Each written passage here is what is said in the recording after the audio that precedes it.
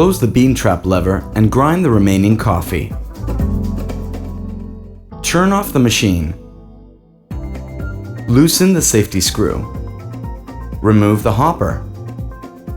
Loosen the Allen screws on the upper part of the grinding regulator. Turn the regulator clockwise to remove it.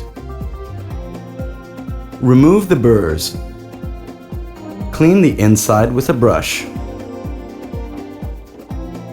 Remove the lower burr holder and use a tool to block the motor shaft from turning.